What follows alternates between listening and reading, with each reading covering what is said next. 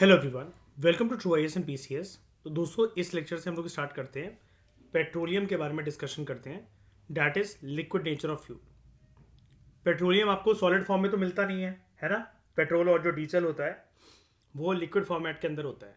लेकिन क्या आपको अर्थ पर नेचुरल तरीके से पेट्रोलियम रिजर्व्स मिलते हैं? मतलब आप कहीं पर छेद करो, सिर्फ पेट्रोल ही पेट्रोल निकले वहां पर और उसके साथ कोई और पदार्थ ना निकले, ऐसा होता है?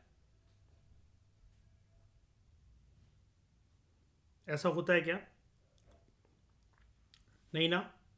पेट्रोलियम एक तरीके से एक प्रोसेस फ्यूल होता है, इसकी प्रोसेसिंग करी जाती है। अब फ्यूल के मामले के अंदर हम ऐसा कहते नहीं हैं, लेकिन फिर भी टेक्निकली हम इसको बोल सकते हैं कि किसी चीज़ की एक्सट्रैक्शन के बाद जब क्लीनिंग होती है तो उसके बाय प्रोडक्ट के फॉर्म में जो हमें फ्यूल मिलता है वो होता है पेट्रोलियम। तो differences among different natures of fuel, एक जो क्रूड ऑयल होता है which is pumped out of ground, ये एक ब्लैक लिक्विड होता है, कच्चा तेल। देखते हैं इसको जरा।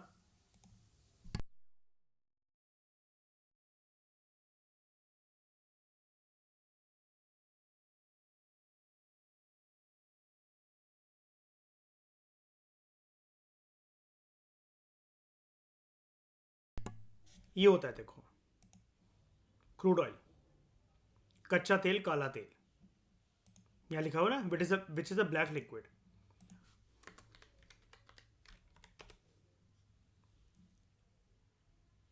और क्रूड ऑयल को एक्सट्रैक्ट करने के लिए अलग अलग जगह पर बोरिंग रिग्स बनी होती हैं। वो ग्राउंड पे भी हो सकती हैं, और जैसे मुंबई की ऑफशोर रिग्स है, जो सी सरफेस है उसमें एक तरीके से पहले सपोर्ट बेस बनाकर बीच से एक इक्विपमेंट भेजकर सी फ्लोर में छेद कर कर उसके थ्रू एक्सट्रैक्शन इस पाइप के थ्रू कर कर यहाँ पर उसको स्टोर करा जाता है। सिंपल भाषा में अभी मैं आपको बता रहा हूँ, धीरे धीरे जैसे हमारा लेवल अप होगा हम और चीज़ें सीखेंगे। ठीक है।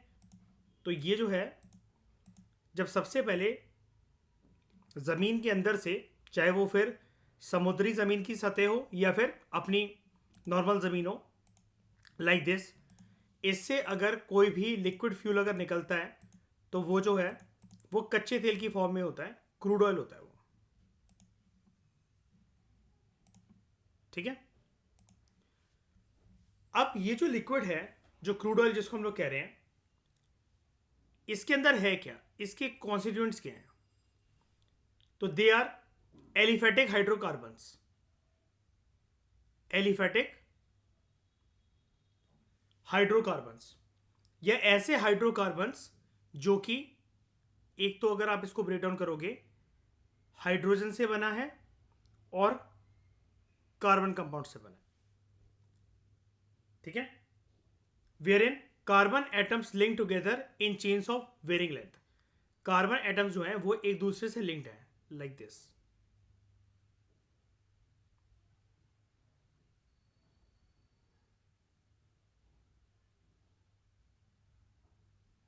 अब मुझे एक बात बताओ, क्या कोल में कार्बन कंटेंट होता है? बिल्कुल होता है। क्रूड ऑयल में कार्बन कंटेंट होता है? बिल्कुल है। और अगर हम लोग बात करें, जो क्रूड ऑयल के जो कॉन्स्टिट्यूएंट पार्ट्स होंगे, जो उसके बाय प्रोडक्ट्स होंगे, उसके अंदर कार्बन कंटेंट मिलेगा? कम मात्रा में, ज्यादा मात्रा में? यस, मिलेगा। ठीक है। क्योंकि बेसिकली इन सब के अंदर क्या है, हाइड्रोकार्बन एक मेन एलिमेंट है, right? Hydro which is compose of hydrogen and carbon. अब देखो, हाइड्रोजन जो है सबसे बेस्ट नेचर का फ्यूल है कि नहीं है? कंप्लीट कंबशन होता है इसका।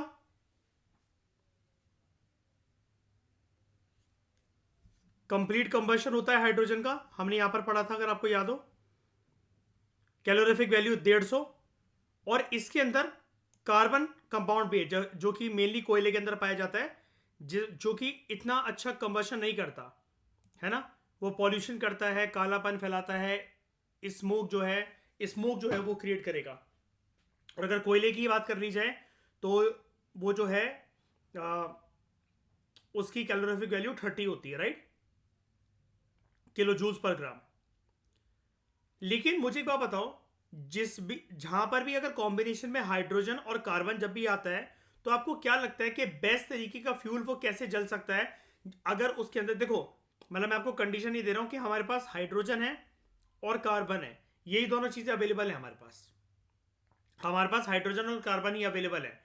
तो मुझे अगर इसका कंप्लीट कंबशन करना है किसी भी चीज का जिसके अंदर कॉम्बिनेशन में हाइड्रोजन और कार्बन अवेलेबल है, तो मैं इक्वल नहीं रख सकता। मतलब मेरे पास ये चॉइस नहीं है कि मैं इनको इक्वल रखूं, ये इक्वल चलो रख भी लूं।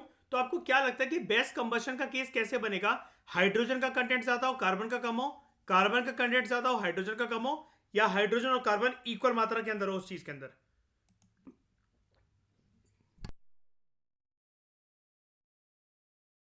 हाइड्रोजन का ज्यादा हो, राइट, तब जाकर वो एक तरीके से क्लियर फील होगा।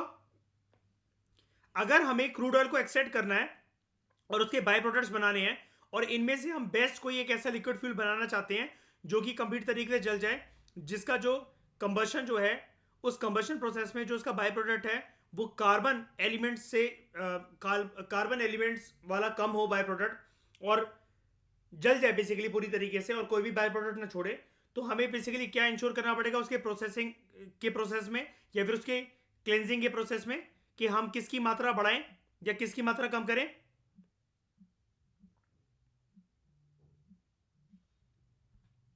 हाँ, हाइड्रोजन की बढ़ानी है और कार्बन की कम करनी है, राइट।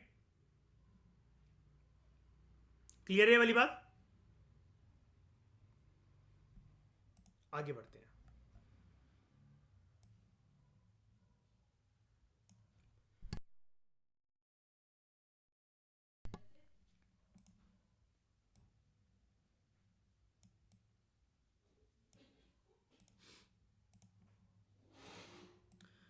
उसके बाद different lengths of hydrocarbon have different properties and behaviours.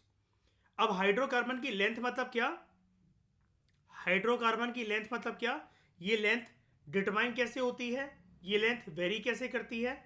जहां पर कार्बन एटम्स एक दूसरे के साथ लिंक्ड है, राइट, कार्बन एटम्स एक दूसरे के साथ लिंक्ड है और वो क्या बना रहे हैं? चेन बना रहे हैं। तो different lengths of hydrocarbon have different properties and behaviour, ठीक है। For example, one carbon atom chain is the lightest chain known as methane, CH4। कैसे? ये लाइटेस्ट क्यों है? चलो अलग करके देखते हैं इसको। CH4, एक है कार्बन, एक है कार्बन का एटम, और हाइड्रोजन के कितने एटम है?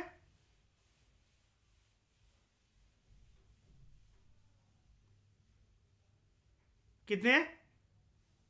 4। इसका कंबशन प्रोसेस कैसा होगा? पॉल्यूशन से भरा हुआ या फिर नहीं?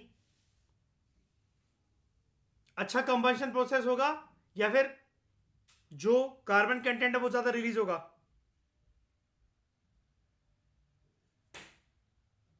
बताओ ईशा, क्या होगा?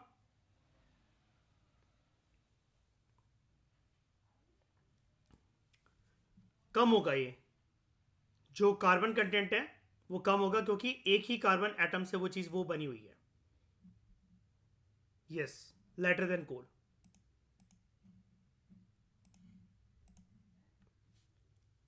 उसके बाद longer the chain heavier is the hydrocarbon. The first 4 chains of hydrocarbon, CH4 जिसको हम मीथेन कहते हैं, C2H6, अब देख रहे हो कार्बन भी एक बढ़ गया, लेकिन उसके साथ हाइड्रोजन भी 2 बढ़ गए पहले वाले केस से। तो ये क्या है? ये बन जाता है इथेन। और जब कार्बन 3 हो जाए, हाइड्रोजन 8 हो जाए, वो बन जाता है प्रोपेन। कार्बन 4 हो जाए, हाइड्रोजन 10 हो जाए, वो बन जाता है ब्यूटेन।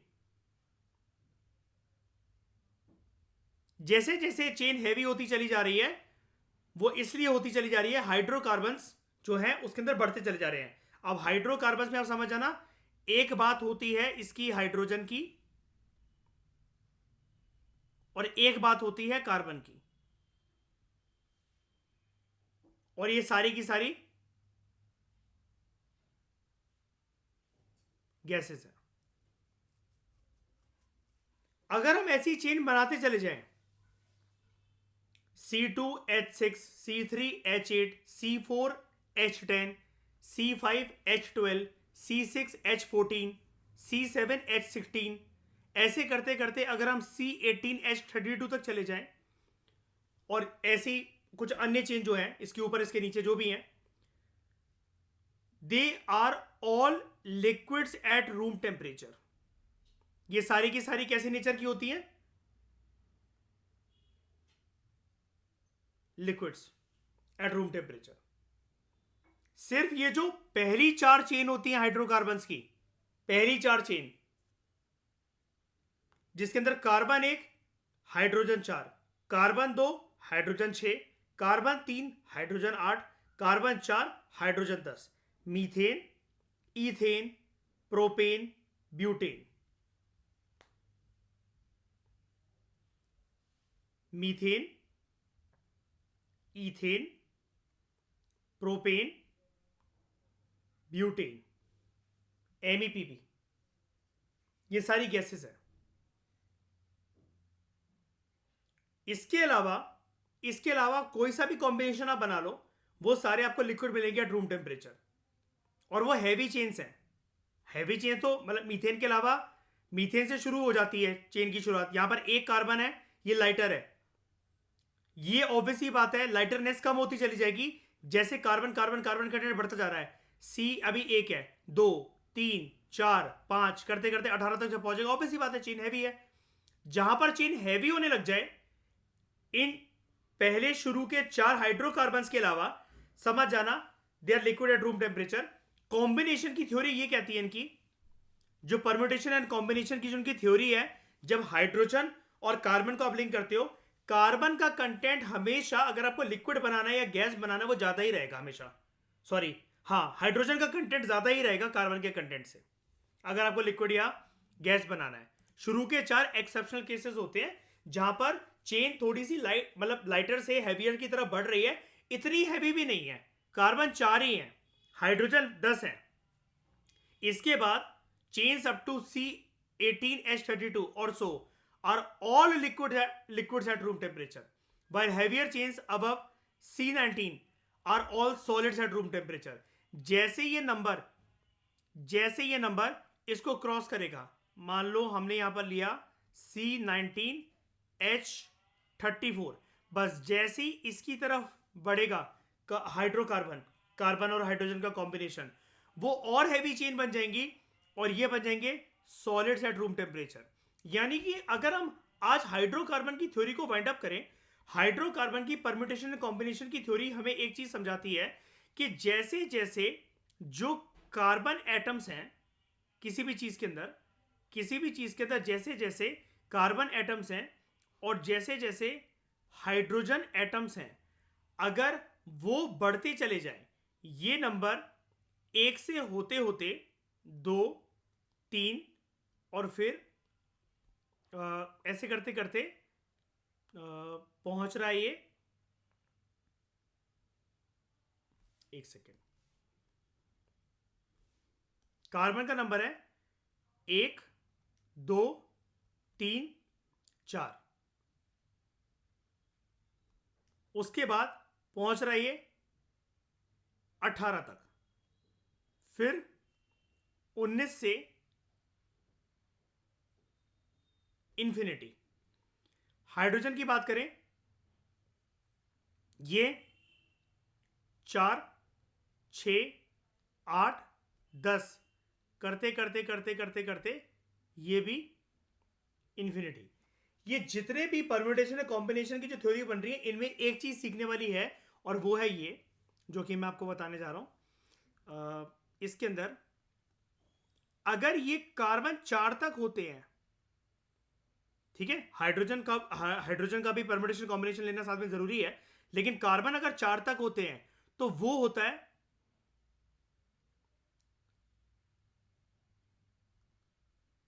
लाइटर एलिमेंट, और वो लाइटर एलिमेंट गैसेस की फॉर्म में आपको देखिएगा, मीथेन, इथेन, प्रोपेन, ब्यूटेन। 4 से जैसे आप क्रॉस करोगे और 4 से 18 तक जा रहे हो, वो बन जाएंगे बिट हैवी,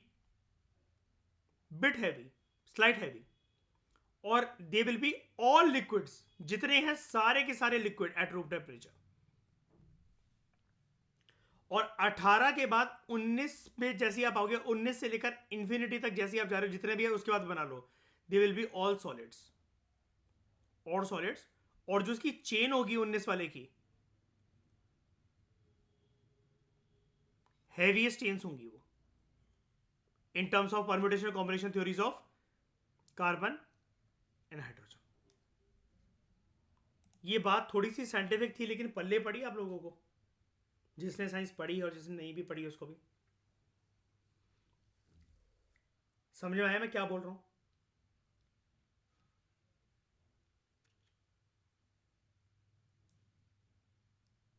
ठीक है।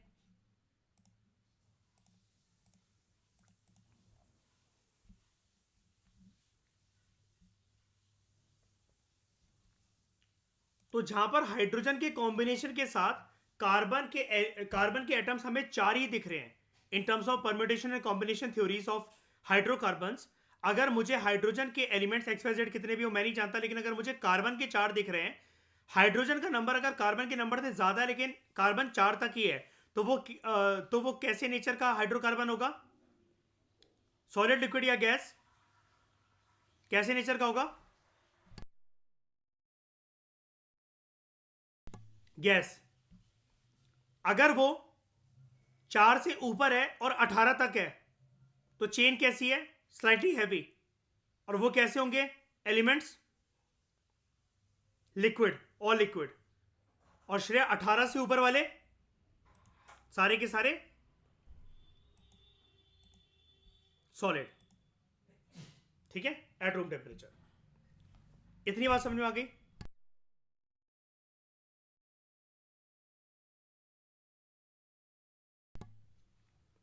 उसके बाद यहां पर है फिर आपका जस्ट अ मिनट, कुछ प्रीमियम फ्यूल्स।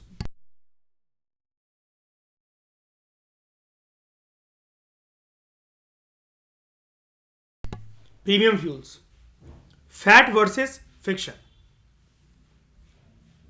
आज हम जानते हैं कि प्रीमियम फ्यूल्स बेसिकली कौन से होते हैं। रिसर्च ऑक्टेन नंबर, RON, ये एक स्टैंडर्ड मेजर होता है of the performance of gasoline engine fuel. एक फ्यूल होता है, ठीक है, गैसोलीन इंजन फ्यूल। अगर इसकी परफॉर्मेंस को अगर आपको मेजर करना है, तो आप एक इंडिकेटर का सहारा ले सकते हो, and that indicator unit is RON, research octane number. ये एक स्टैंडर्ड मेजर होता है अगर आपको गैसोलीन इंजन फ्यूल की क्षमता के बारे में अगर पता लगाना है। ये कुछ भी नहीं है, इट इज जस्ट लाइक, जैसा कि आपने इस चैप्टर की शुरुआत में मेरे साथ ये पढ़ा था ना, कि जिन जिन फ्यूल्स की कैलोरीफिक वैल्यू बढ़ती चली जाती है उनका कंबशन बहुत अच्छा होता है। तो यहाँ पर भी हम कैलोरीफिक वैल्यू किलो जूल पर ग्राम को देख रहे थे, एज अ यूनिट हम मेजर कर रहे थे, क्योंकि हायर कैलोरीफिक वैल्यू वाले जो फ्यूल्स हैं हम उनको बेटर क्वालिटी के फ्यूल मान रहे थे। ठीक है, और ये नंबर ऐसे बढ़ रहा था कि ये जो है बेस्ट क्वालिटी का फ्यूल है, फिर ये सेकंड बेस्ट, ये थर्ड बेस्ट, ये फोर्थ बेस्ट, ये वर्स्ट है। ठीक है, ऐसे ही हमारे पास एक नंबर है रॉन, रिसर्च ऑक्टेन नंबर। तो फ्यूल जिनका हायर रॉन होता है, रिसर्च ऑक्टेन नंबर होता है, they are mostly use in high performance engines that have higher compression ratios. ठीक है, अभी कंप्रेशन रेशियो क्या होता है? देखो, जब भी जो ऑक्टेन नंबर है, अब यहां पर कुछ ना कुछ एटम्स हैं, कुछ ना कुछ एलिमेंट्स हैं जो कि यूज हो रहे हैं, एटम समझ लो आप, चलो, कंप्रेस होने के बाद वो एक एनर्जी रिलीज करेंगे। ये एनर्जी जिस इंजन में बैठी हुई है फ्यूल के नाम पर, फ्यूल तो चलो एक एक नाम होता है ना किसी भी चीज का, क्या फ्यूल मतलब क्या? आप क्या सॉलिड यूज कर रहे हो, गैस यूज कर रहे हो, या लिक्विड यूज कर रहे हो? ठीक है, तो फ्यूल मतलब क्या? कई लोग सॉलिड पैलेट्स डालकर भी बहुत सारी चीजें चला लेते हैं, कई लोग लिक्विड लाइक पेट्रोल और डीजल डालकर चीजें चला लेते हैं, और कई लोग गैस लाइक CNG यूज करके भी चीजें चला लेते हैं, व्हीकल्स, ऑटोमोबाइल्स चला लेते हैं। ठीक है, और आप कहोगे कि सॉलिड से कैसे चलता है, तो पहले के ज़माने में ट्रेनें चलती थी, और आज भी कुछ इंजन जो है वो बहुत सारी कंट्रीज जो चलाती है कोयले से, ठीक है, तो वो सॉलिड फ्यूल यूज़ हो रहा है। आप अपनी पेट्रोल स्कूटी, ये जो सॉरी बाइक स्कूटी चला रहे हो वो पेट्रोल और उससे चला रहे हो, कार जो चला रहे हो डीजल से चला रहे हो, पेट्रोल से चला रहे हो, ये लिक्विड फ्यूल हो गया। ऐसे ही कई लोग अपनी गाड़ी में सीएनजी लगवा लेते हैं, तो वो गैसेस के थ्रू चल रही है, और स्टीम इंजन वगैरह भी जो चलते हैं रेलवेज के, वो भी है, वो गैसियस फ्यूल है। तो हर एक फ्यूल का ना एक कंप्रेशन रेशियो होता है कि उसको आप काइंड ऑफ, मैं इजी भाषा के अंदर बोलता हूं, आप उसको कितना दबाकर, कितना निचोड़ कर उससे कितनी एनर्जी एक्सट्रैक्ट कर सकते हो in terms of power, in terms of efficiency, ताकि आपका जो वाहन है, जो आपका ऑटोमोबाइल है, जो आपकी गाड़ी है, वो चल सके। और इसके लिए कि वो कंप्रेस कितना हो पाएगा, अलग अलग इंजन की अलग अलग क्षमता होती है। आप अगर 1970 के दशक की बाइक का इंजन आप अगर डुकाटी में, हायाबुसा में, किसी स्पोर्ट्स बाइक में लगाओगे, तो वो आपकी बाइक सिर्फ नाम नाम की रह जाएगी। वो इतनी एफिशिएंसी के साथ, इतनी स्पीड के साथ भाग नहीं पाएगी। हायाबुसा, बीएमडब्ल्यू, ये जितनी भी स्पोर्ट्स बाइक होती हैं, या टॉप से टॉप की जो कार होती हैं, लाइक बुगाटी वेरॉन या फिर फरारी, लैम्बोर्गिनी, ठीक है, ये प्रोमिनेंट नाम है जो आप लोगों ने सुने होंगे। इनकी क्षमता स्पीड की जो होती है, वो सिर्फ लुक्स की बात नहीं है कि ये महंगी है गाड़ियां। मारुति से, i10 से, या फिर स्विफ्ट डिजायर से, ये जो गाड़ियां फरारी, लैम्बोर्गिनी, ये जो तेज भाग पाती हैं और ये जो इतनी महंगी हैं, Hayabusa as compare to Splendor, यहाँ ये जो स्प्लेंडर है या कोई भी जो सस्ती बाइक है, जो हीरो होंडा वगैरह, इनसे ज्यादा महंगी इसलिए है बिकॉज ऑफ इंजन। गाड़ियों में, बाइकों में जो कीमत है हर एक चीज की, वो इंजन की है। क्योंकि आप मॉडिफाई करवाकर अपनी स्प्लेंडर को हायाबुसा का लुक तो दे दोगे कैसे भी करके, जो एक प्रोफेशनल मॉडिफायर होगा, लेकिन आप ही हायर कंप्रेशन रेशियो वाला इंजन कहां से लेकर आओगे। देखो, हायाबुसा के अंदर कोई, पहले मुझे ये बताओ, लैम्बोर्गिनी के अंदर श्रेया, अगर हम पेट्रोल डलवाना चाह रहे हैं, भरवाने जा रहे हैं, तो उसके लिए कोई सेपरेट पेट्रोल पंप होगा कि इंडिया में वो गिनी चुनी जगह पर मिलता होगा कि आज हम सारा जो तेल की कट्टियों में पेट्रोल भरकर ले आते हैं, फिर तो ये मिलेगा नहीं। कोई सेपरेट पेट्रोल पंप होते हैं इनके, लैम्बोर्गिनी के, फरारी के, हायाबुसा में फ्यूल रिफिल करवाने के, नहीं ना। लेकिन फिर भी अगर मेरा पेट्रोल जीरो है, बगल में एक स्प्लेंडर खड़ी हुई है, उसका पेट्रोल जीरो है, मेरे पास हायाबुसा है, उसके पास तो स्प्लेंडर है, ठीक है, और किसी के पास बुलेट है, तीनों ने फ्यूल भरवाया, अपना पूरा करा, लेकिन फिर भी एफिशिएंसी के मामले में अगर स्प्लेंडर में फुल पेट्रोल भी और मेरा पेट्रोल बिल्कुल खत्म होने की कगार पर हो, फिर भी मेरा हायाबुसा भागेगी स्प्लेंडर से तेज, बुलेट से तेज, और बुलेट जो है वो स्प्लेंडर से तेज भागेगी, है ना। ये क्यों होता है? ये सब कुछ डिपेंड करता है इंजन के ऊपर। और इंजन क्या होता है आज मैं आपको समझाता हूं। जब किसी भी इंजन के अंदर वो सेम पेट्रोल, जो कि एक स्प्लेंडर वाला भी डलवा रहा था, एक बुलेट चलाने वाला भी डलवा रहा था, एक हायाबुसा चलवाने वाला भी डलवा रहा है, एक फरारी वाला भी, एक लैम्बोर्गिनी वाला भी, एक मारुति 800 वाला भी, एक स्विफ्ट डिजायर वाला भी, लेकिन सबकी स्पीड चेंज जो हो रही है वो हो रही है, और सबका एक ही जगह से, एक ही पेट्रोल पंप से सेम तरीके का कॉस्ट का जो पेट्रोल डल रहा है। फिर भी तेज रफ्तार या कम रफ्तार वाली गाड़ी और बाइकें इसलिए हो जा रही हैं बिकॉज उनका इंजन कितना जल्दी जल्दी फ्यूल को कंप्रेस कर रहा है, और यही जाकर इंजन की क्षमता को हम लोग कहते हैं, जो नापते हैं, सीसी। आपने सुना ना, इतने सीसी का इंजन होता है, सुना होगा आपने। तो वो उसकी कंप्रेशन पावर को दिखाता है कि वो फ्यूल को कितना कंप्रेस कर रहा है। आज बात समझ में आई कि गाड़ियों की रफ्तार या बेसिकली किसके ऊपर डिपेंड करती है, और इंजन की क्षमता कैसे होती है। अब ये जो इंजन जितना कंप्रेस करेगा, अब जैसे मैंने आपको एक बात बताया था, बताओ हमारे देश में सरकार जो है वो कंपनीज को टाइम टू टाइम क्या नोटिफिकेशन जारी करती रहती है कि यूरोपियन स्टैंडर्ड्स के बेसिस पर कौन से इंजन हमारे देश में इंट्रोड्यूस करे जाएं ऑटोमोबाइल सेक्टर के द्वारा, बताओ, ताकि वो एफिशिएंट हो, पॉल्यूशन कम एमिट करें। कि धीरे धीरे करते करते कौन से इंजन हम लोग जो है सरकार बनाने को बोलती है, कौन सी व्हीकल्स, नाम सुना है मैंने आपको कई बार क्लास में बताया, भारत स्टेज 1 2 3 4 5 6, अब भारत स्टेज 7 भी आ गया है। अब ये क्या शो कर रहा है कि as compare to the previous generation, अगर भारत स्टेज 7 है तो as compare to the Bharat stage 6 generation की जो इंजन होंगे, इसकी फ्यूल एफिशिएंसी बेटर होगी कि नहीं होगी? राइट, है ना। और जिसके अंदर जिन इंजन्स के अंदर ये पावर है कि वो फ्यूल्स को अच्छे से कंप्रेस कर कर उसकी एफिशिएंसी को निचोड़ सकते हैं, क्या उन गाड़ियों उन बाइकों का पिकअप भी ज्यादा होगा? पिकअप समझते हो कि 10 सेकंड के अंदर आपकी बाइक कितनी रफ्तार पकड़ लेती है। मान लो मैं हायाबुसा को 1 2 3 4 5 6 7 8 9 10 करते हुए फुल रेस दे रहा हूं उसकी, वो खींच रहा हूं, तो क्या वो 100 से ऊपर की रफ्तार पकड़ लेती है क्या? और वहीं पर अगर कोई पर्सन जो है वो स्कूटी चला रहा है, लाइक एक्टिवा, एविएटर या स्प्लेंडर बाइक चला रहा है, तो क्या उसकी 100 तक टच कर पाती है कि नहीं कर पाती है? ये चीज होती है पिकअप, राइट।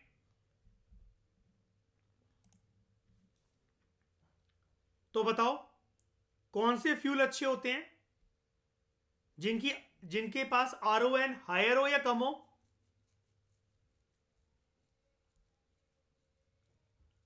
RON ज्यादा हो, लेकिन फ्यूल्स RON ज्यादा होने के बावजूद भी अच्छे से एफिशिएंटली यूटिलाइज हो पाएंगे, किस बात पर डिपेंड करता है कि हमें ऐसे हाई परफॉर्मेंस इंजन की आवश्यकता होती है जिनका कंप्रेशन रेशियो हायर हो, यानी कि आसान भाषा में बोलूं, उन फ्यूल्स की एनर्जी को वो एक्सट्रैक्ट कर सके, निचोड़ सके। इतनी बात समझ में, आगे बढ़ू? ठीक है। अब भारत के अंदर मैं बताता हूं, सरकार ना क्या करती है, श्रेया, शाइनी, ईशा, बड़ी सारी ये ऑटोमोबाइल लॉबीज के साथ, इंडस्ट्रियल लॉबीज के साथ, जो कि फर्म्स है, फैक्ट्री से ऑटोमोबाइल वाले, इनके साथ बैठती है जब भी इनको नए इंजन और वो सब बनाने होते हैं ना, कि भारत के अंदर अब नए ट्रांसफॉर्मेशन क्या आना चाहिए क्या नहीं आना चाहिए। ठीक है। जैसे जब ये लिथियम आयन बैटरीज आई होंगी, जैसा कि मैं आपको प्रीवियस 2 लेक्चर से बता रहा था, ये एथर हो गई, ये ओला की जो इलेक्ट्रिक हो गई स्कूटी, इनकी एफिशिएंसी मैंने आपको बताया था, इतना पिकअप है कि मैं जो अच्छी अच्छी बाइक्स हैं, जो कि पिछले एक डेकेड के जो मॉडल्स हैं, उनको हराने में सक्षम है ओला स्कूटी आराम से, एथर स्कूटी आराम से। ठीक है। तो खैर वो छोड़ो, मैं आपको ये बता रहा हूँ कि भारत की सरकार जब ये इंडस्ट्रियल लॉबीज के साथ बैठकर बात करती है, स्पेशली वो इंडस्ट्रियल लॉबीज जो कि ये इंजन्स वगैरह बनाते हैं, या ऑटोमोबाइल सेक्टर वाली जो इंडस्ट्रियल लॉबीज हैं, इनके साथ बैठकर बेसिकली ये डिस्कशन होती रहती है कि हमें RON वाली एफिशिएंसी के कैसे इंजन लेकर आने हैं आगे चलकर। अब ये डिबेट थोड़ी सी ना धुंधली होने लगी है, थोड़ी सी बेकार होने लगी है, इतनी बेकार भी नहीं कहूंगा, लेकिन अब इस डिबेट का कोई मतलब नहीं रह गया है। बिकॉज अगर मैं आपसे एक सवाल पूछूं, आप मुझे इसका जवाब दो, क्या RON नंबर का कुछ भी लेना देना है लिथियम आयन बैटरीज के अंदर, या फिर जो इलेक्ट्रिक व्हीकल सारी ईवी सेक्टर जो इवॉल्व हो रहा है उसके अंदर RON का कुछ लेना देना है? और इंडिया का नया फ्यूचर या नई रियलिटी क्या क्या बनने वाली है? फ्यूल्स विद RON या फिर ईवी? नई रियलिटी क्या होने वाली है इंडिया की आगे चलकर, 1 डिकेड के अंदर अंदर, 2 डिकेड के अंदर अंदर? ईवी, है ना। लेकिन फिर भी मैं आपको बता देता हूं, देखो, ये जो भी चीजें होंगी हमारे जीते जी ही वाइप आउट होंगी, राइट, है ना ईशा? हमारी आंखों के सामने से ही एलिमिनेट होगा ये सब कुछ, के पेट्रोल पूरा खत्म, डीजल व्हीकल्स, पेट्रोल व्हीकल सारी खत्म, और अब ईवी ईवी ही हर जगह देखने को मिल रहा है, हमारे सामने होगा। लेकिन जब तक हमारे सामने ये जो liquid fuels, gaseous fuels, solid fuels वाली, स्पेशली बात करते हैं 99% केसेस के अंदर लिक्विड फ्यूल्स वाले जो ऑटोमोबाइल सेक्टर जो रन कर रहा है, इसके लिए सरकार और इंडस्ट्रियल लॉबी का इंजन बनाना और फ्यूल का RON डिसाइड करने के बेसिस पर इंजन की डेवलपमेंट के लिए हमारे देश में लेटेस्ट अभी कौन से RON नंबर का फ्यूल यूज होता है, देखते हैं इसको। इंडिया के अंदर most of the ordinary and premium petrol are 91 RON। इनका रिसर्च ऑक्टेन नंबर कितना है ऑर्डिनरी और प्रीमियम पेट्रोल का? 91। ईशा, तुम स्कूटी चला लेते हो आराम से कि पापा की परी वाली स्टाइल में, है ना? पेट्रोल पंप पे गए होगे कई बार, वो 2 तरह के फ्यूल में एक पूछता है ना, लेफ्ट साइड और राइट साइड जो उसकी ट्यूब लगी रहती है, कि मैडम कौन सा वाला डाल दूं, नॉर्मल डलवाना है या प्रीमियम डलवाना है? नहीं पूछता। वो आप जाना, अब की बार जाना तो उससे पूछना कि भैया प्रीमियम पेट्रोल कौन सा होता है। वो देख के समझ जाते होंगे ना, पापा की परियां लड़ने लग जाती हैं फिर पेट्रोल पंप वालों से, कि आपने 500 रुपये का ज़्यादा हैवी वाला पेट्रोल को डाल दिया। ठीक है। उससे पूछना वैसे, उससे पूछना वैसे कि प्रीमियम वाला पेट्रोल भैया कौन सा है और ये कितने का पड़ता है, ठीक है। हाँ, उसमें क्या होता है कि उसकी एफिशिएंसी थोड़ी सी ज़्यादा होती है और 5 रुपये 6 रुपये महंगा होता है वो थोड़ा सा। तो लेकिन दोनों ही जो ऑर्डिनरी और जो प्रीमियम प्रीमियम पेट्रोल होते हैं ना, उनका रिसर्च ऑक्टेन नंबर 91 होता है। Premium petrol is generally ordinary petrol with additives. अब वो क्या होता है, एडिटिव्स क्या होता है, जैसे क्या होता है कि मेरा एफ का जो मॉडल है ना श्रेया, वो 2009 का है। 2009 या हाँ 2009 में ली थी मैंने यामा एफ ऑरेंज कलर की है मेरे पास, ठीक है। अब उसके अंदर क्या है कि मैंने आपको बताया था ना, ये पुरानी बाइकों में दिक्कत हो जाती है कि इनका इंजन ऑयल बेसिकली वो तो चेंज करवाना चलो पड़ता ही है, एयर एयर फिल्टर खराब हो जाते हैं, इंजन भी बहुत पुराने ज़माने का है। और आप इमेजिन कर लो ना, 8 डिकेड पुरानी है, तो आ, उसका भारत स्टेज जो है वो इंजन पुराना है।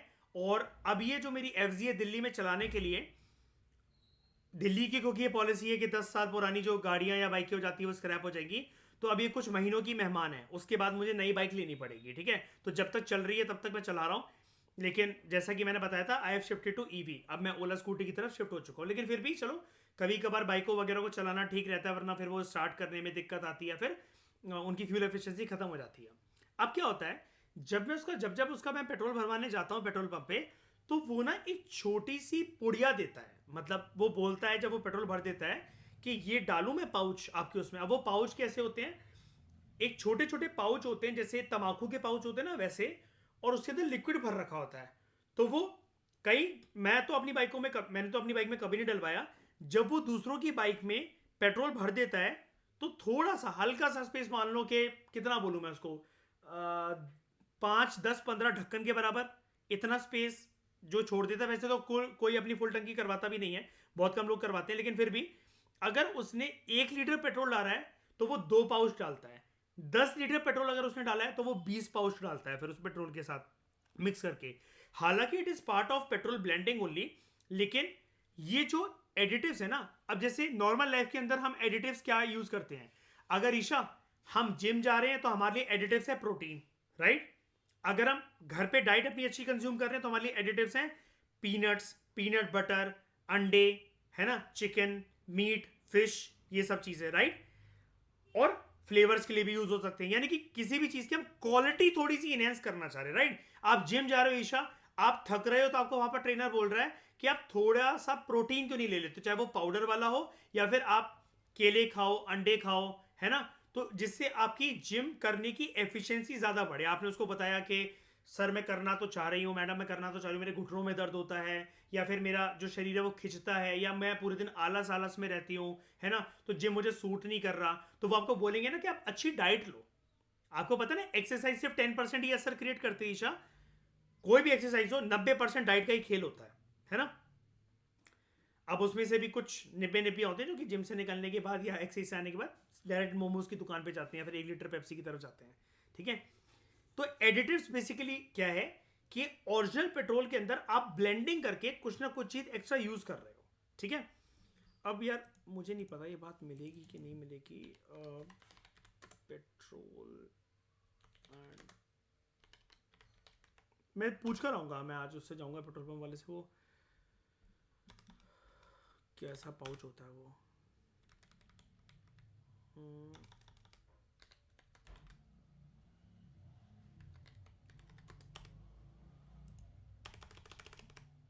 पता नहीं यार, ये पेट्रोल पंप वाला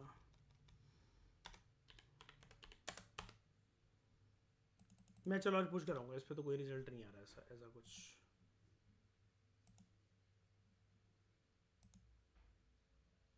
ठीक है, फिर मैं आपको ग्रुप पे भेजूंगा। तो premium petrol is generally ordinary petrol with additives, hence they don't really change the value of RON. इससे आरओएन की वैल्यू चेंज तो नहीं होती है। यानी कि अगर आप ये सोच रहे हो ना कि आपने प्रीमियम पेट्रोल लिया और उससे आरओएन बढ़ जाएगा, तो ऐसा कुछ नहीं है। कई लोग ये सोच के डलवा लेते हैं उसको।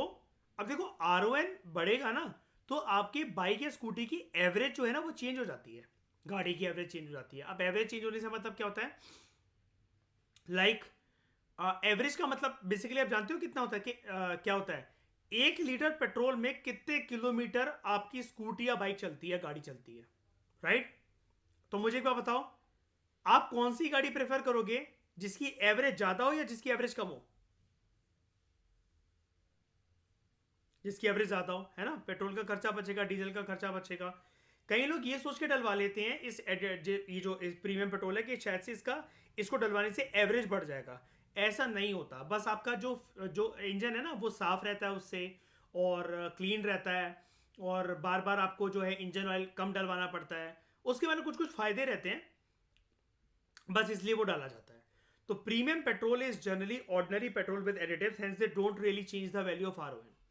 However, in some places, two variants are used in India. कुछ कुछ जगह में दो वेरिएंट्स यूज करे जाते हैं, और 91 तो कॉमन हो गया। इसके अलावा जो ऑर्डिनरी और प्रीमियम पेट्रोल है हमारे देश में, बहुत सारी जगहों में 93 आरओएन नंबर वाले पेट्रोल भी मिलते हैं और 97 आरओएन नंबर वाले पेट्रोल भी मिलते हैं। देर आल्सो अवेलेबल विद आरओएन वैल्यूज जिनकी 93 97 है रिस्पेक्टिवली। तो ये यानी कि वो आपको शॉर्ट में ऊपर करता है 93 ऑक्टेन 97 ऑक्टेन, फुल फॉर्म इसकी आप जानते हो रिसर्च ऑक्टेन नंबर। यानी कि हमारे देश में अभी आपको क्या पता लग गया, अभी ज्यादातर कौन सा, जो ऑर्डिनरी हो चाहे वो प्रीमियम पेट्रोल हो, ज्यादातर 90% केसेस के अंदर कौन सा आरओएन यूज होता है फ्यूल, 91। इसके अलावा कुछ कुछ जगह पर 93 और 97। अब क्या होता है, जनवरी 2017 में 17 में बहुत सारी प्रक्रिया हुई है श्रेया। उनमें से एक प्रक्रिया है, बजट की डेट सरक गई थी, 1 फरवरी पे शिफ्ट हो गई थी, राइट। ऐसे करके आप याद रख लेना इसको। तो जनवरी 2017 में 99 ऑक्टेन वॉज लॉन्च्ड। इसको लॉन्च करा गया था, पहले नहीं चलता था। 99 ऑक्टेन वॉज लॉन्च। मुझे एक बात बताना, ज्यादातर हमारे देश में 91 आरओएन यूज हो रहा है, 93 97, अब 99 तक बात पहुंच गई है। आरओएन ज्यादा होना सही है कि कम है?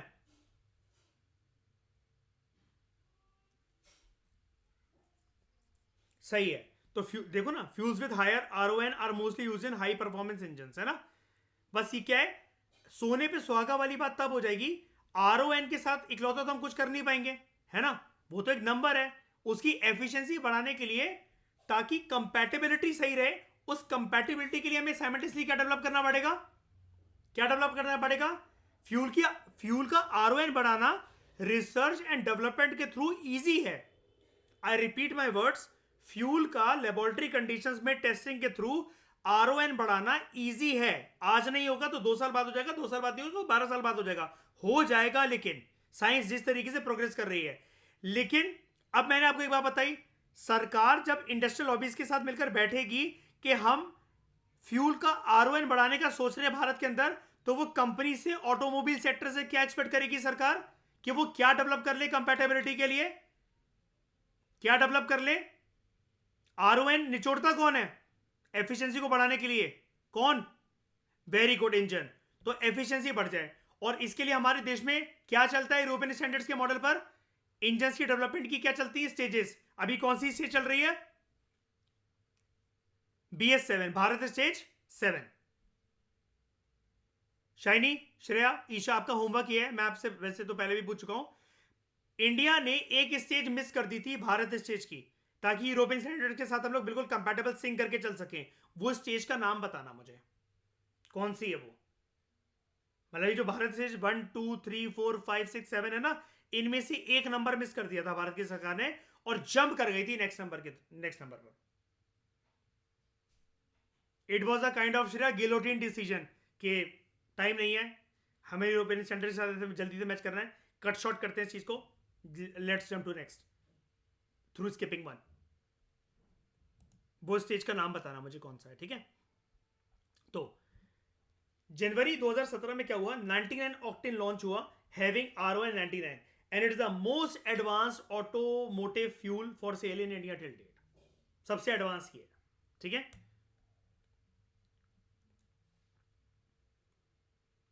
फिर हम बात करते हैं, ये जो कह रहा था ना बार बार आपसे कि ऐसे इंजन जिनका कंप्रेशन रेशियो ज्यादा हो, ठीक है, वो ऐसे उसमें हायर आरओएन वाला जो फ्यूल है वो सही बैठेगा। तो ये कंप्रेशन रेशियो क्या होता है?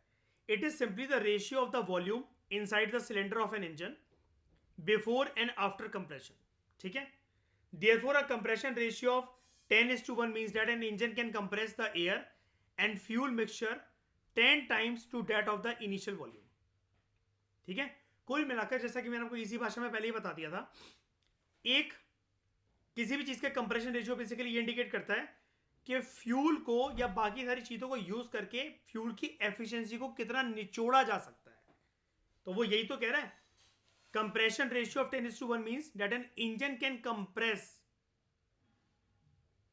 The air and fuel mixture 10 times to that of an initial volume. अब जितना ये कंप्रेस करेगा उतनी इंजन की एफिशिएंसी होगी कि नहीं होगी? होगी, है ना. अब ये आप कहोगे मेरे पेट्रोल की टंकी में तो सिर्फ फ्यूल ही डलता है सर, एयर कहां होती है? बिल्कुल होती है. आप बाइक को स्टार्ट करते हो तो पीछे साइलेंसर क्यों दे रखा होता है? वो बंद क्यों नहीं कर दिया जाता है? फ्यूल के जलने के साथ साथ कंबशन के लिए एयर निकलना जरूरी है कि नहीं है? और जब आपका इंजन खराब होने लग जाता है, आपने कभी कभार किसी ट्रैफिक जाम या ट्रैफिक लाइट रेड लाइट पर ऐसे महसूस करा है? ये वैन वालों के साथ होता है. कई सारे स्कूल के वैन जो होती हैं वैसे तो 90% अब तो सीएनजी पे चलती हैं अलग अलग राज्यों में, क्योंकि वैन वालों को भी खर्चा आता है. लेकिन आपने कभी कभार देखा है ट्रैफिक लाइट में वैन खड़ी हुई है, व्हाइट कलर का धुआं छोड़े ही जा रही है, छोड़े ही जा रही है, छोड़े ही जा रही है, उसने पूरा माहौल व्हाइट व्हाइट धुएं से भर दिया उधर, है ना. तो हम क्या कहेंगे, उसकी इंजन की एफिशिएंसी सही है? एयर और फ्यूल का जो कंप्रेशन रेशियो है वो सही है? मिक्सचर जो है, बैलेंस जो है, कंपैटिबिलिटी जो है? नहीं ना. अगर आप एक नई बाइक लेकर आते हो तब ये जो एयर और फ्यूल का जो मिक्सचर है, जैसे आपका इंजन कंप्रेस कर सकता है, वो तब हाई रहेगा, या फिर आपकी बाइक या स्कूटी 10 साल पुरानी हो जाए तब हाई रहेगा? क्या ये जितनी आपकी पुरानी व्हीकल हो जाएगी गिरता चला जाएगा? इंजन की एफिशिएंसी डाउन होगी, है ना. उसी को मेंटेन करवाने के लिए हम क्या डलवाते हैं इंजन में? पेट्रोल के अलावा क्या डलवाते हैं बाइकों में, स्कूटी में? Engine oil. समझ में आ गया? आज ईशा बन गया पूरे मैकेनिक मिस्त्री हैं. बाइकों का इलाज करना आ गया. ऐसे काम करता है मतलब बेसिकली. तभी तो वो आपको ये टॉपिक ये बोल रहा था, क्या नाम है इसका, ये premium fuels, fat versus fiction. असली में चीजें एफिशिएंसी कैसे बढ़ती है फ्यूल की, प्रीमियम फ्यूल कौन से होते हैं. जैसे कि मैंने आपको बताया ना, कई लोग वो पाउच डलवाकर ये सोचते हैं, या फिर जो आप जैसे जाओगे ना प्रीमियम फ्यूल जैसे डलवाओगे ईशा, तो मैंने आपको क्या बताया, वो 5 से 6 रुपए महंगा है. लेकिन आज आपको पढ़ने के बाद क्या पता लगा, उसका कोई फायदा है? उसका कोई फायदा है नहीं. प्रीमियम फ्यूल जो 5 से 6 रुपए जो बगल वाला है उसका, जैसे इसमें लिखा हुआ है इंडिया में ऑर्डिनरी फ्यूल और जो प्रीमियम पेट्रोल है, दोनों का RON 91 है, तो फायदा है नहीं ना. और वोट किस पे डिपेंड करेगा कि फायदा कि नहीं है? आप चाहे ऑर्डिनरी पेट्रोल डलवा लो, कोई फ्यूल डलवा लो, आपका इंजन जो है बेसिकली उसका कंप्रेशन, उसके पास उसका कंप्रेशन रेशियो हाई होना चाहिए अगर हाई RON वाला फ्यूल यूज कर रहे हो. अब ऐसा भी तो नहीं होगा ना कि आप एक नई एविएटर या एक्टिवा लेकर आए, उसके अंदर आपने मिट्टी का तेल डाल दिया, खराब हो जाएगी कि नहीं हो जाएगी? ठीक है. तो generally with higher compression ratio you need higher grade fuel. Generally with higher compression ratio you need a higher grade fuel. एक और चीज है, देखो इससे आपको एक चीज और पता लग रही है. मैंने आपको क्या बताया अभी, क्या बोला? ऐसा भी तो नहीं होगा कि आप नई एक्टिवा नई एविएटर लेकर आए, उसके अंदर आप मिट्टी का तेल डाल दो, केरोसिन ऑयल डाल दो और तब चला रहे हो. होगा ऐसा? बिल्कुल नहीं होगा. आपको रूल क्या बता रहा है ये बाइक या गाड़ी चलाने का, स्कूटी चलाने का? राइटर आपसे कह रहा है कि जितनी अच्छी आपकी बाइक, स्कूटी या गाड़ी होती है, उतनी अच्छी क्वालिटी का कोशिश करो कि उसके अंदर फ्यूल डलवाओ. ठीक है. ऐसा क्यों? क्योंकि आपकी इंजन का कंप्रेशन रेशियो अच्छा है, एफिशिएंसी उसकी अच्छी है, तो वो कंप्रेस ज्यादा कर सके, फ्यूल और एयर के मिक्सचर को लेकर निचोड़ ज्यादा सके एफिशिएंसी को, एनर्जी को. इसलिए तो generally with higher compression ratio. अब हायर कंप्रेशन रेशियो किसका होता है? ये जो लिखा हुआ है विद हायर कंप्रेशन रेशियो किसका होगा? आपके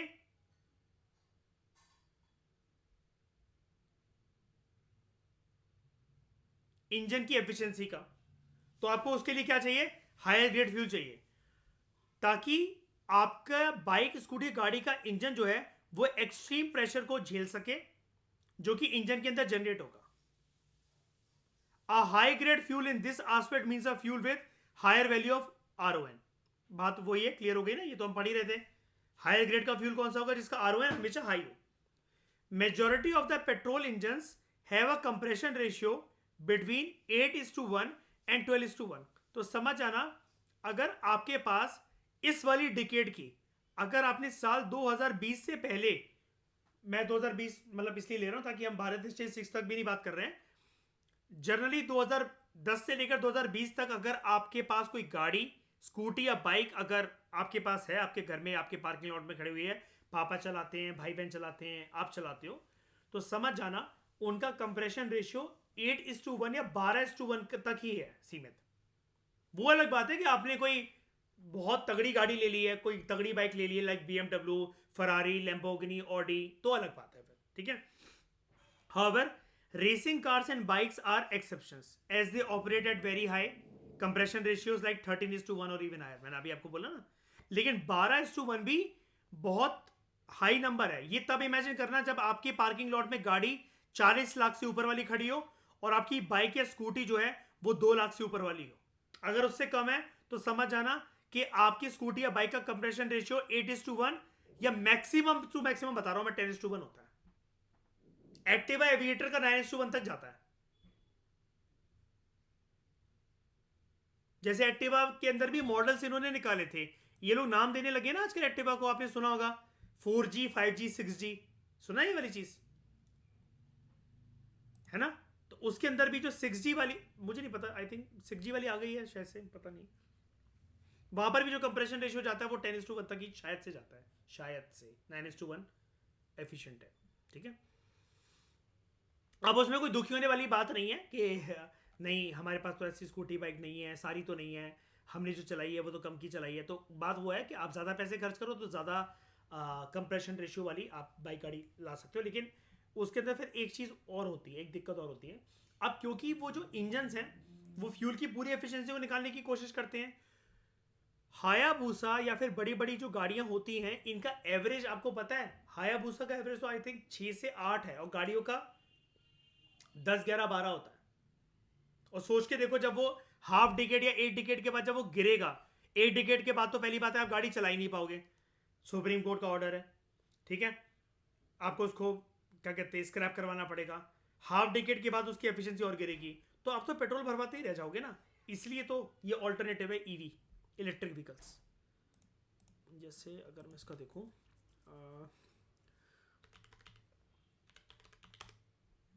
हायाबूसा ये वाली बाइक होती है. ठीक है. हायाबूसा की एवरेज पर लीटर कितनी है?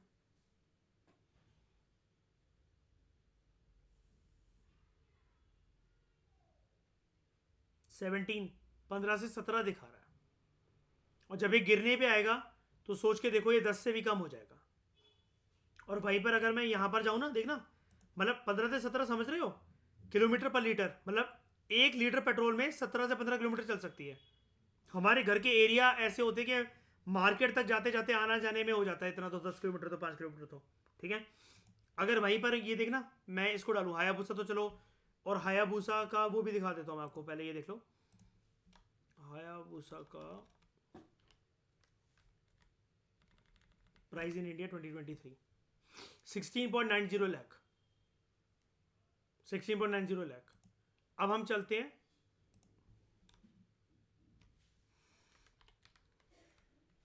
स्प्लेंडर जो बाइक होती है, यामा स्प्लेंडर ही होती है, हीरो की. ये आपने अक्सर देखा होगा लोगों को, ठीक है, चलाते हुए. ठीक है. इसका एवरेज कितना है? इसका एवरेज है 80.6 किलोमीटर पर लीटर. हायाबूसा कितना दे रही है? 15 से 17. स्प्लेंडर कितना दे रही है? 80. और स्प्लेंडर का प्राइस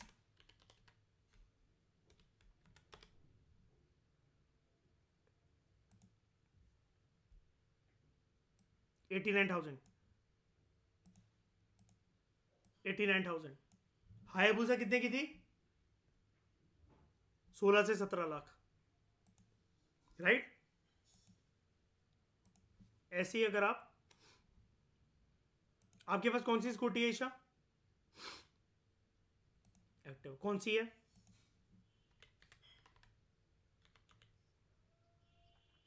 अच्छा ठीक है।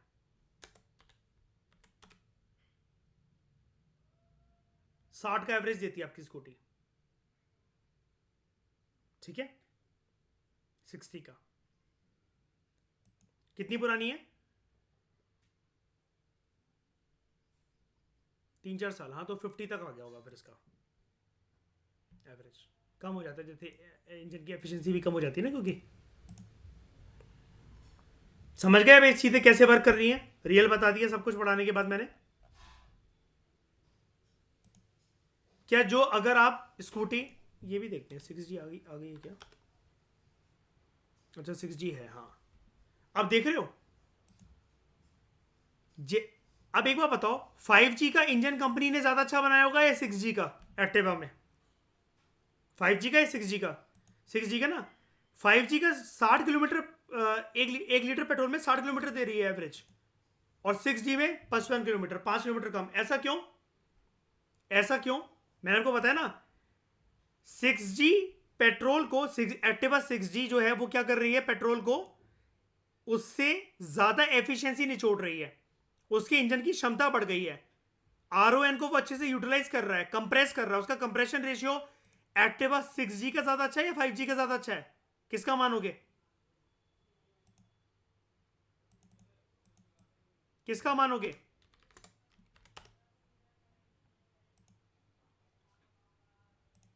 5G का ज्यादा अच्छा है, 6G का ज्यादा अच्छा? ये पता भी नहीं लग रहा कौन सी क्या है इसका, लेकिन फिर भी एवरेज इनमें से किसकी ज्यादा है? 5G की कि 6G की? 5G की। 6G कितना एवरेज दे रही है? 55 किलोमीटर, और 5G 60 किलोमीटर।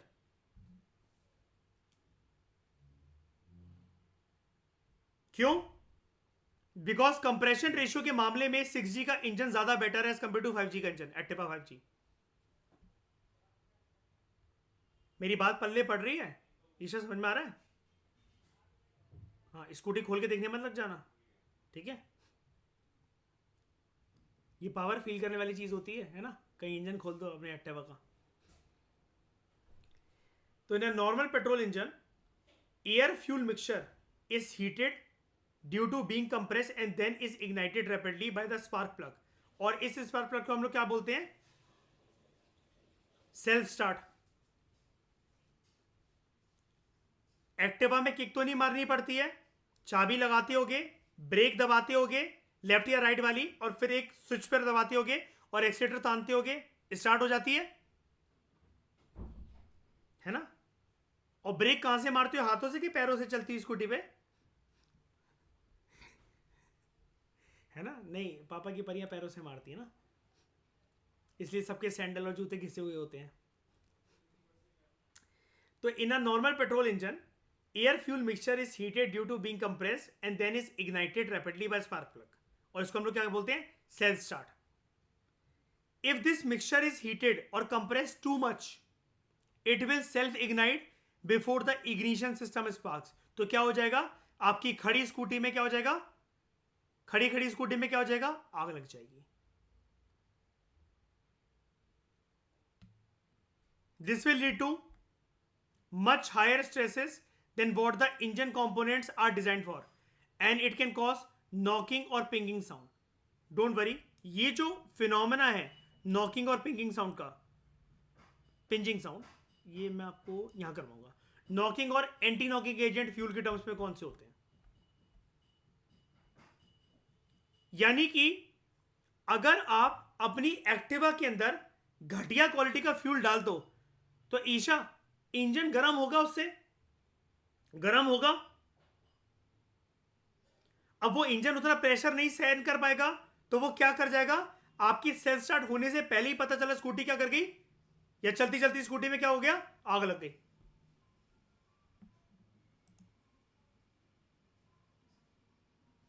अब डोंट वरी, इसका मतलब ये नहीं होता कि मैं आपको ये बोल रहा हूं कि अच्छी क्वालिटी का पेट्रोल लगाओ। पेट्रोल हिंदुस्तान में एक ही तरीके का मिलता है। लेकिन कई लोग वो वाले पाउच जो है, जैसा कि मैं आपको पेट्रोल पंप पे बता रहा हूँ, आज मैं उसको जाकर प्रॉपर पता करके बताऊंगा आपको कि वो क्या है। उसका एक पैकेट लेकर आऊंगा और तब मैं उसकी हाथ में वीडियो बनाऊंगा, तब मैं आपको एक बारी बताऊंगा उससे पूछ के पेट्रोल पंप वाले से कि इसका उसका क्या कहना है, क्या होता है इससे, और ये उस पाउच के ऊपर लिखा क्या हुआ है, क्या हो क्या जाएगा उससे अगर हम पेट्रोल के साथ जो लोग डलवाते हैं मिक्स करने के लिए। लोग तो पागल हैं, लोग तो कुछ भी, उनको हिंदुस्तान के आदमी को तो कुछ भी बता दो कुछ भी कर लेगा वो तो। हम लोग अच्छे से स्टडी करके उसको स्टडी करेंगे कि क्या होता क्या उसे एक्चुअली, और कहते क्या उसे।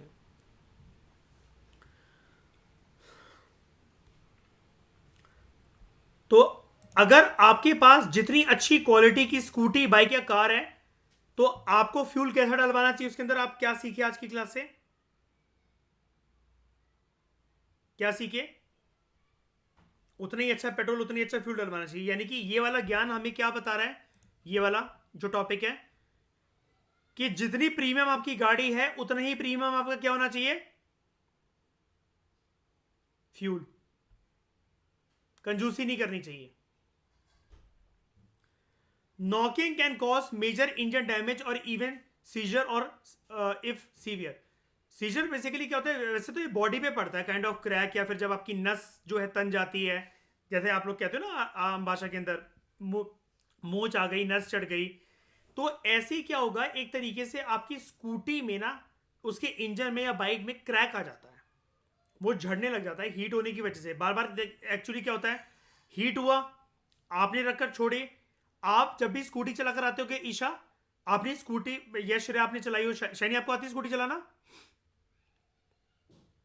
हाँ, तो आपने पार्किंग में रखी स्कूटी, तो आपने एक चीज नोटिस करी है, ऐसे ईशा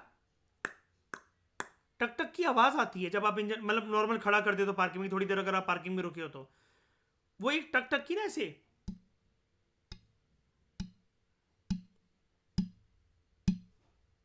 ऐसी वाली आवाज आती है। और आपकी 5G में तो गारंटी आती होगी 110%। पता है क्यों? 5G में कूलिंग इंजन लगा रहता है, वो सेल्फ कूल हो लेता है। अगर यही जो आप बाइक है ना, लाइक पंजाब के जो लोग पुरानी वाली जो बुलेट चलाते हैं, जिसके अंदर सेल्फ स्टार्ट नहीं होता, सिर्फ किक से स्टार्ट होती है, उनका इंजन बहुत हीट हो जाता है। मुझे नहीं पता आप लोगों ने ये चीज सुनी है कि नहीं सुनी है।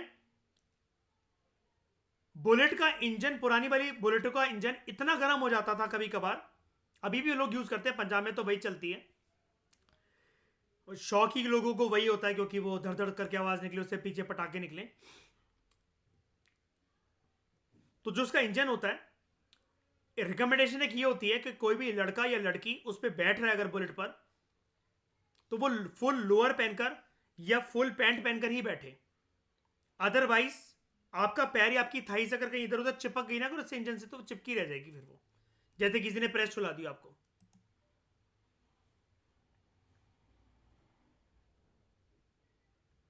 तो ये किस लिए होता है, ये नॉकिंग की वजह से होता है, और इससे इंजन भी डैमेज हो सकता है। अब हाँ, मैं आपको बता रहा था, आपका एक्टिवा का इंजन तो अपने आप ही ठंडा हो जाता है, आपकी स्कूटी का इंजन। शायद आपके पास कौन सी स्कूटी है, पुरानी है, नई है, कौन सी है?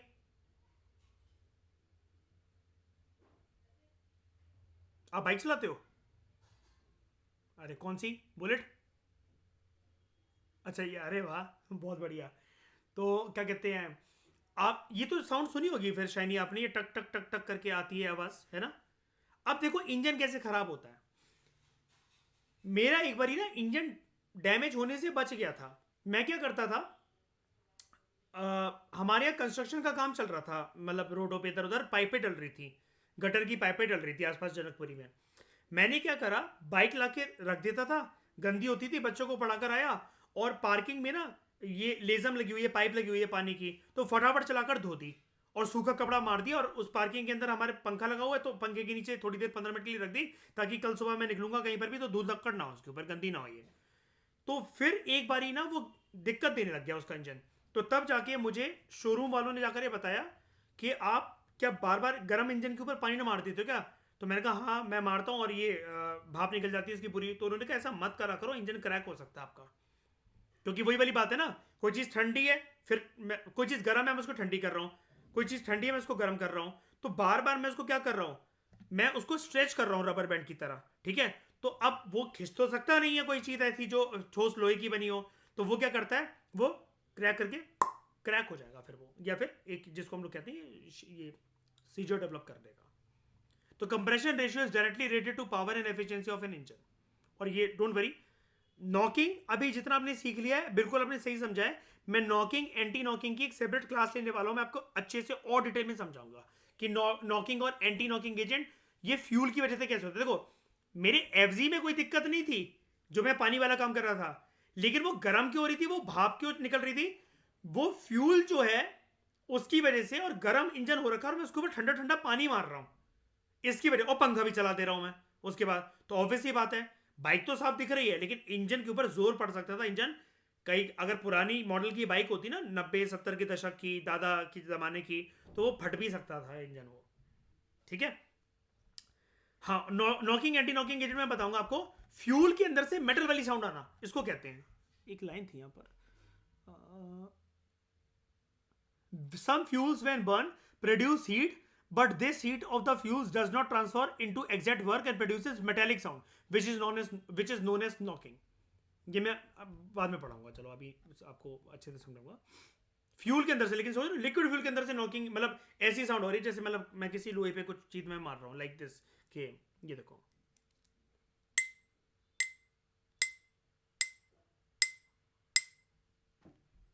ऐसी साउंड। तो knocking can cause major engine damage and even seizure if severe. The compression ratio is directly related to power and efficiency of an engine. Therefore, engines with higher compression ratios, they can extract more energy from the same quantity of fuel as compared to engines with lower compression ratios. जब ये lecture मैंने start करा तो ईशा शुरू से एक ही बात मैं बोलने जा रहा हूं ना, कि आपके इंजन की एफिशिएंसी कितनी, कि वो फ्यूल को निचोड़ कितना सकता है, उसकी पावर को कितना निचोड़ सकता है ना। अब मुझे बता दो, हायाबुसा जल्दी निचोड़ लेगा पावर को या फिर स्प्लेंडर की बाइक? हायाबुसा जल्दी निचोड़ लेगी या फिर स्प्लेंडर? हायाबुसा। तो जब वो जल्दी निचोड़ लेगी तो उसकी एवरेज कम होगी कि ज्यादा होगी? उसकी एवरेज कम होगी। आपकी एक्टिवा जल्दी निचोड़ रही है या पावर को, या फिर स्प्लेंडर की बाइक? एक्टिवा की एवरेज कितनी है? 55 से 60। स्प्लेंडर की कितनी? 80। तो बताओ ज्यादा फ्यूल जल्दी कौन निचोड़ रहा है? कौन निचोड़ रहा है? आपकी एक्टिवा। ठीक है, तो ईशा अगर आप किसी स्प्लेंडर वाले के साथ रेस करोगे ना तो आपकी एक्टिवा स्प्लेंडर को हरा देगी, और हायाबुसा वाले के साथ रेस करोगे तो आप हार जाओगे। ये चीज आप बिना रेस करे बैठे बैठाए कैसे कह सकते हो? बिकॉज आज आपने RON, कंप्रेशन रेशियो, इंजन और फ्यूल का मिक्सचर जो कंपैटिबिलिटी, ये पढ़ लिया है। ऐसे करके आप पता लगा सकते हो कि कौन किसको रेस में हरा सकता है।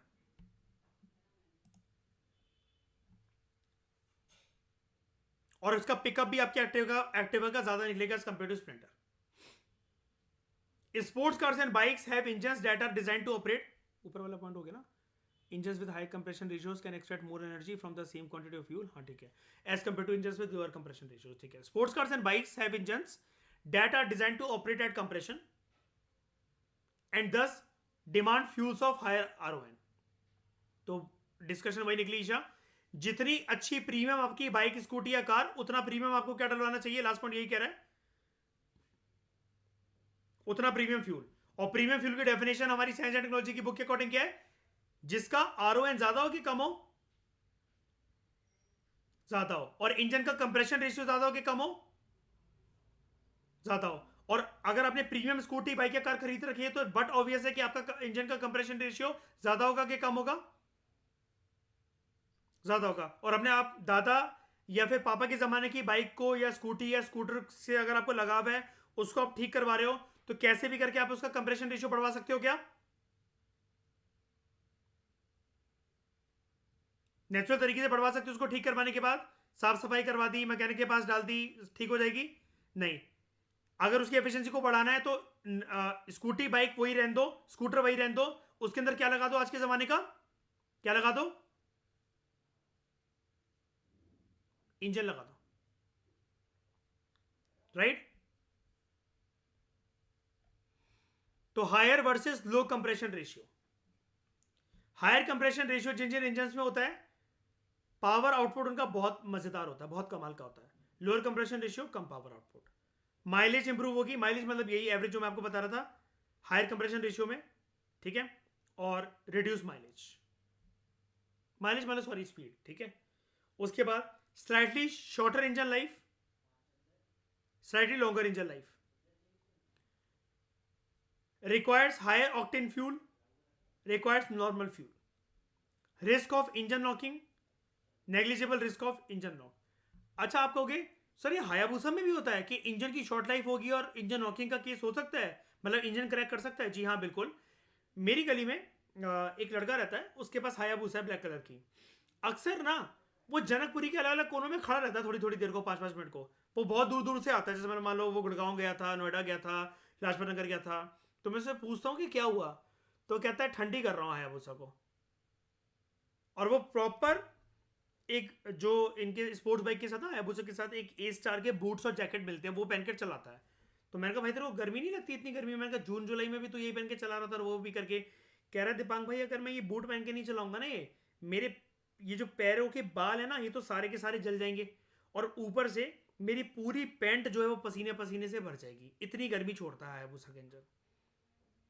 तो मैं कहा पानी नहीं मार सकते इसके ऊपर? कह रहा पानी मारेंगे हो सकता है ब्लास्ट हो जाए, इतना गर्म है। सच में एक बार मैंने उंगली लगाकर देखा उसके हायाबुसा के इंजन में, वो बुलेट से भी डबल गर्म था, जितना बुलेट का इंजन क्या गर्म होता होगा। और वो जगह जगह पर खड़ा रहता है, 5-5 10-10 मिनट के लिए उसको खड़े रहना पड़ता है। सर्दियों में ये स्पोर्ट्स बाइक बहुत अच्छी चलती है, जब बाकी लोग लगे रहते हैं ना सर्दियों में स्टार्ट करने। आपने देखा होगा, आप स्कूल जाते होगे तो बस वाला, कभी वैन वाला, या किसी की बाइक पर स्कूटी पर बैठ के गए होगे, तो सुबह सुबह लोग लगे रहते हैं, तो एक्सीटर देते हैं, तानते मतलब एक्सीटर तानने में लगे रहते हैं 15-15 मिनट तक। तो आप अगर उनसे पूछो ना क्या हो गया, क्या कर रहे हो, तो वो कहते हैं कि इंजन गर्म कर रहे हैं, सर्दियों के दिन है ना बेटा, तो पहले हम इंजन गर्म कर रहे हैं, थोड़ी देर खड़े खड़े इंजन गर्म हो जाए उसके बाद चलेंगे हम इसको। स्पोर्ट्स बाइक के अंदर ये दिक्कत नहीं होती, स्पोर्ट्स कार के अंदर। लेकिन गर्मियों में या फिर अगर आसपास का वातावरण अगर ऐसा नहीं है कि उसको ठंडक होने का मौका नहीं मिल रहा, तो वो फिर लॉन्ग टर्म के अंदर ख़राब तो होगा, इंजन क्रैक भी कर सकता है, फट भी सकता है।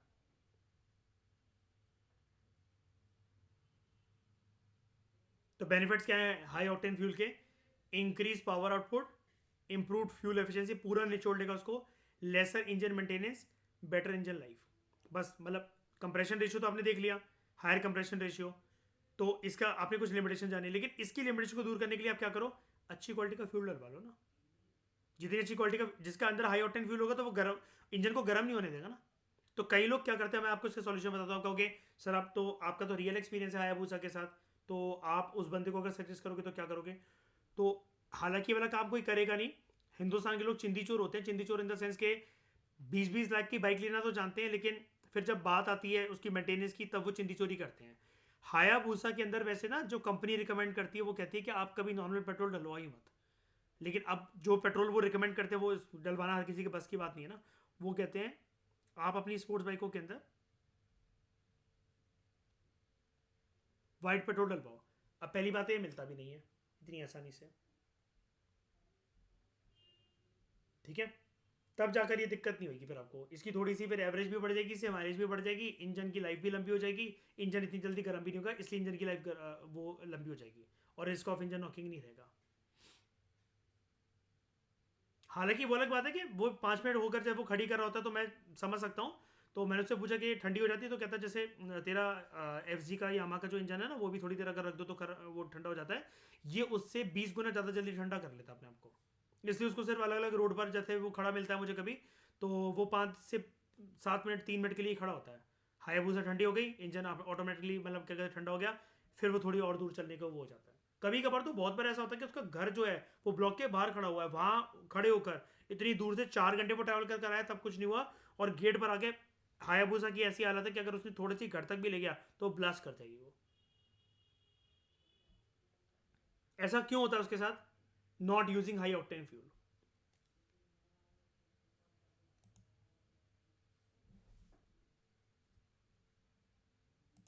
ठीक है, मैंने आपको सारी बातें बता दी।